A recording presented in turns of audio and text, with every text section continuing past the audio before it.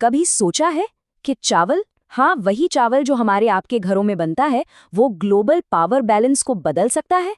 सुनने में शायद अजीब लगे, पर आज हम इसी की बात करने वाले हैं। भारत, जो दुनिया का सबसे बड़ा चावल एक्सपोर्टर है, अब इसी अनाज को अपनी विदेश नीति का एक बहुत पावरफुल टूल बना रहा है। तो सवाल यही है कि खाने की इतनी आम सी चीज आखिर ग्लोबल स्टेज पर इतनी बड़ी भूमिका कैसे निभा रही है? इसका जवाब छिपा है भारत की एक बहुत सोची समझी स्ट्रैटेजी में। एक ऐसी रणनीति जो मदद को जियोपॉलिटिकल लक्ष्यों से जोड़ देती है। 500, बस एक नंबर। पहली नजर में तो यही लगता है, लेकिन इस एक नंबर के पीछे डिप्लोमेसी, स्ट्रैटेजी और हाँ, चावल की एक पूरी कहानी छिपी है। तो आखिर क्या मतलब है इसका?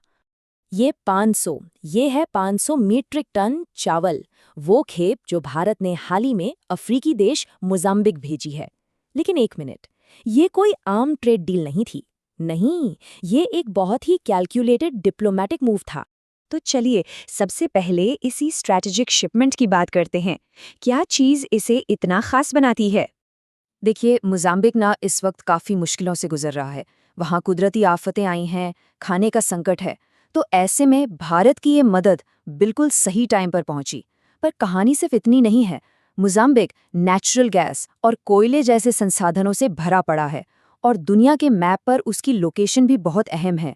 तो ये जो मदद है ना, ये सिर्फ मदद नहीं है, ये भविष्य में एक बड़ी पार्टनरशिप और उन संसाधनों तक पहुंच बनाने का एक रास्ता तैयार कर रही है। अब एक बड़ा सवाल उठता है, भारत के पास इतना एक्स्ट्रा चावल आता कहाँ से है कि वो इसे मदद के तौर पर बांट सके? इसका जवाब है देश की जबरदस्त एग्रीकल्चरल कैपेसिटी में।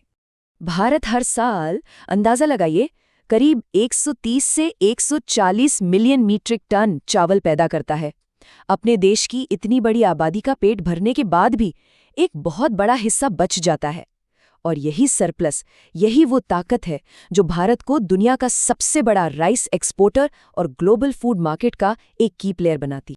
पहले क्या होता था, भारत अपना ज्यादातर चावल ईरान, सऊदी अरब जैसे अपने ट्रेडिशनल पार्टनर्स को बेचता था। लेकिन फिर ईरान के साथ पेमेंट और शिपिंग को लेकर दिक्कतें आने लगी, तो एक नई स्ट्रैटेजी की जरूरत पड़ी और तब भारत ने अपना फोकस शिफ्ट किया अफ्रीका की तरफ। अफ्रीका एक ऐसा कॉन्टिनेंट जहां ट्रेड के लिए भी मौके थे और अपना डिप्लोमैटिक दबदबा बढ़ाने के लिए भी। चलिए अब जरा इसकी डिप्लोमैटिक लेयर को समझते हैं कि कैसे ये मदद भारत के लिए लॉन्ग टर्म स्ट्रेटेजिक फायदों में बदल जाती है। इसे कहते हैं सॉफ्ट पावर बनाना। इससे दुनिया को एक बहुत क्लियर मैसेज जाता है कि देखो, भारत सिर्फ एक ट्रेडर नहीं है जो बस अपना फायदा देखता है, बल्कि मुश्किल वक्त में एक भरोसेमंद दोस्त भी है, एक पार्टनर है। और इससे दुनिया में भारत की इमेज, उसकी रेप्यूटेशन और मजबूत होती है। तो इसको एक प्रोसेस की तरह देख सकते हैं। पहला कदम मदद देना, इससे बनता है भरोसा। यही भरोसा डिप्लोमैटिक रिश्तों को मजबूत करता है और आखिर में यही मजबूत रिश्ते भारत के लिए नए बाजारों और कीमती संसाधनों के दरवाजे खोलते हैं। ये एक चेन रिएक्शन की तरह है। ठीक है, तो अब देखते हैं कि भारत की इस स्ट्रैटेजी से ग्लोबल राइस मार्केट और उसके बाकी प्लेयर्स पर क्या असर पड़ रहा है। अफ्रीकी बाजार में भारत की एंट्री कमाल की है। देश बहुत तेजी से मार्केट शेयर पर कब्जा कर रहा है और पता है किसे चैलेंज कर रहा है? थाईलैंड और वियतनाम जैसे बड़े एक्सपोर्टर्स को, जिनका इस मार्केट पर सालों से दबदबा था। तो सवाल है कि भारत ऐसा कर कैसे पा रहा है? इसकी वजह एक मजबूत कॉम्बिनेशन है। एक तो कीमतें कम है, सप्लाई भरोसेमंद है और वैरायटी बासमती से लेके नॉन बासमती तक सब कुछ है। ऊपर से सरकार का भी पूरा सपोर्ट है। इन सब के सामने दूसरे देशों के लिए टिकना मुश्किल हो जाता है। और अब बात करते हैं इस कहानी के एक और बहुत बड़े प्लेयर की, चीन की, जो इंडियन राइस का एक बड़ा खरीदार है। चीन भारत से ज्यादातर ब्रोकन राइस यानी टूटा हुआ चावल खरीदता है। ये वो चावल नहीं है जिसे हम खाते हैं। इसका इस्तेमाल जानवरों के चारे या फिर इथेनॉल बनाने में होता है। और चीन के लिए सबसे जरूरी बात क्या है? कीमत। भारत से ये चावल उसे बहुत ही सस्ता मिलता है और यहीं से जियोपॉलिटिक्स का खेल और भी दिलचस्प हो जाता है। सोचिए, जब भारत अपना सरप्लस चावल मदद के लिए नए मार्केट्स में भेजता है तो क्या होता है?